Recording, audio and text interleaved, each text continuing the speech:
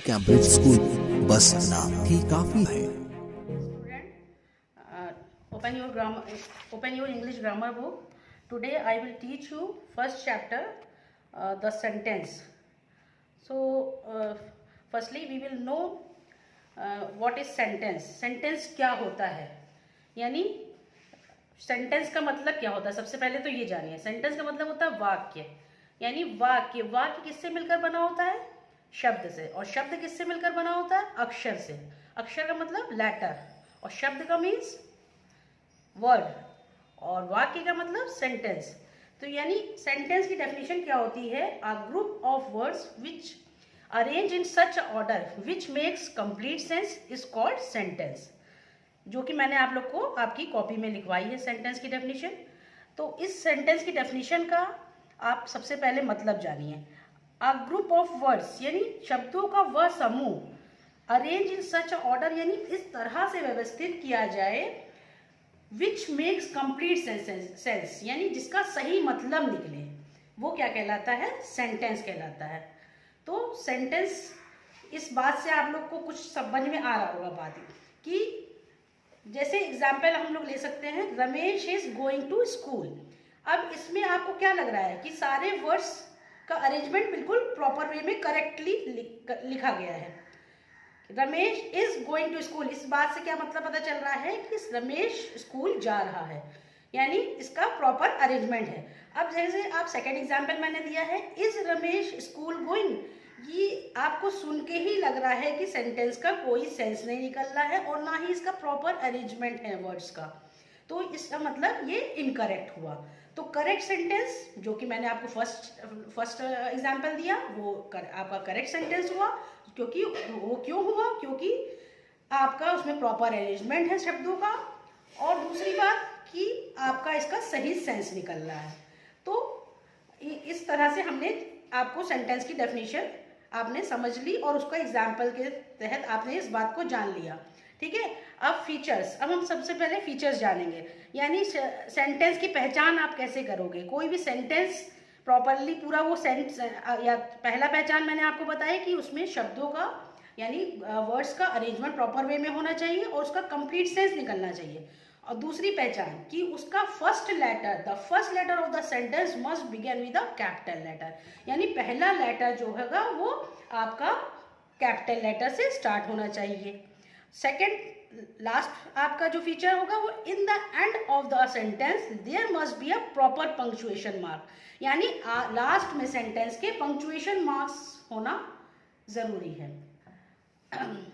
तो अब इस तरह से हमने जान लिया कि हम सेंटेंस की पहचान किस किस तरीके से करेंगे। सबसे पहली पहचान कि शब्दों का वो समूह जो प्रॉपर अरेंजमेंट यानी उसका arrange in such order which makes complete sense, जिसका हमारा सही सेंस निकले सब, वो आपका कहलाता है सेंटेंस।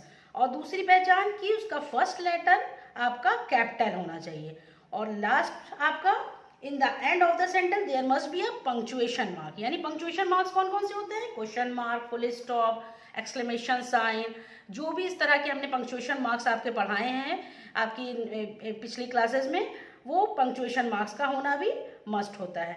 तो इस तरह से आप on the basis of this जो भी मैंने आपको पढ़ाया है उसके आधार पर हम आगे की एक्सरसाइज करना स्टार्ट करेंगे।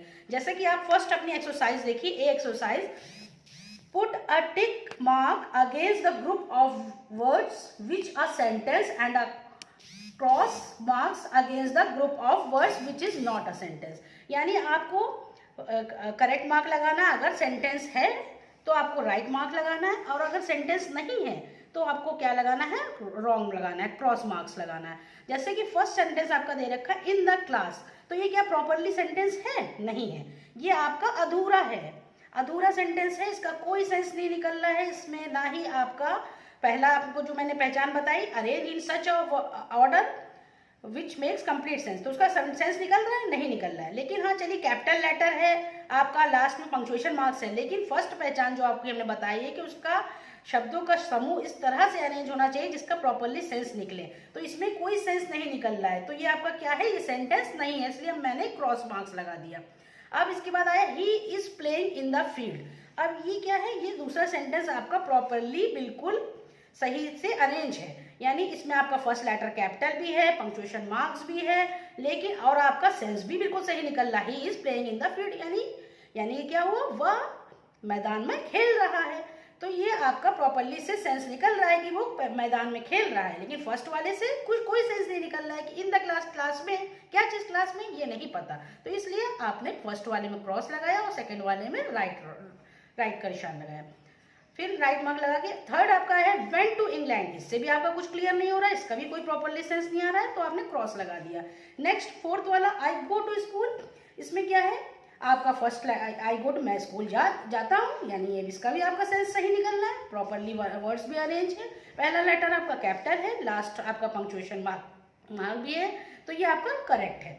Next he played very well, वो अच्छे से खेलता है, तो ये क्या है, ये भी आपका प्रॉपरली अरेंज है वर्ड्स, और आपका फर्स्ट लेटर कैपिटल है, लास्ट में पंक्चुएशन मार्क है, यानी ये भी बिल्कुल करेक्ट है, यानी ये सेंटेंस के सारे रूल्स को फॉलो कर रहा है। अब नेक्स्ट आपकी exercise I B write the following sentence use capital letters and full stop.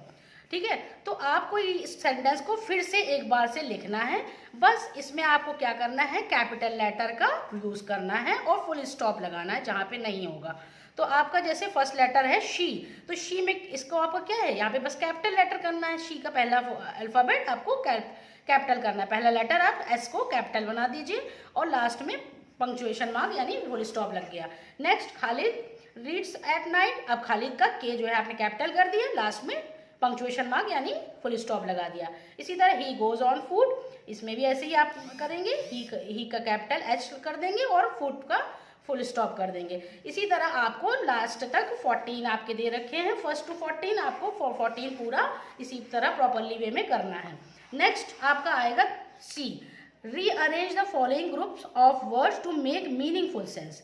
अब इसको क्या करना है, आपको मीनिंगफुल, आपका हमने पहले ही बताया कि सेंटेंस की डेफिनेशन जिसमें आपका सेंस प्रॉपरली निकले, यानी मीनिंग उसकी निकले, उसका सही अर्थ निकले, जो भी आपने सेंटेंस लिखा है उसका सही अर्थ निकले।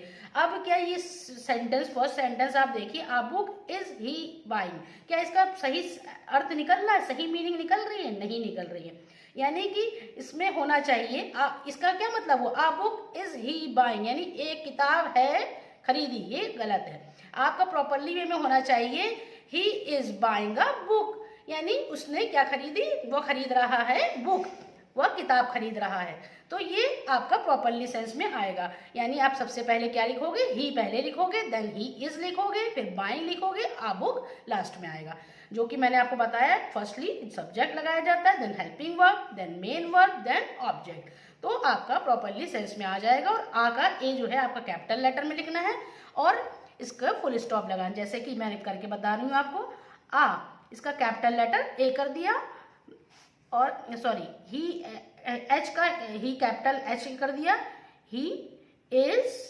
Buying a book.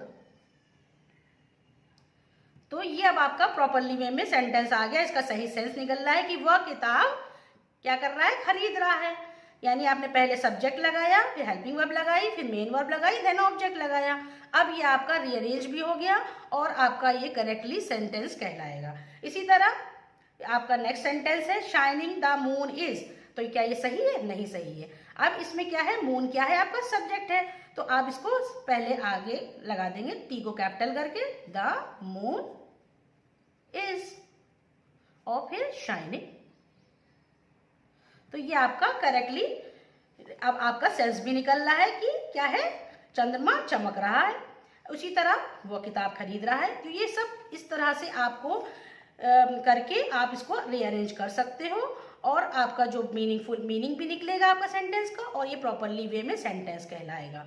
ठीक है, और इसी बेस पे आपको बची हुई 14 करनी है, जैसे मैंने फर्स्ट सेकंड करके दिखाया, इसी तरह थर्ड से लेकर 14 तक आपको करनी होगी। और बस इसी तरह आप ये चैप्टर कंप्लीट करने हैं। Thank you.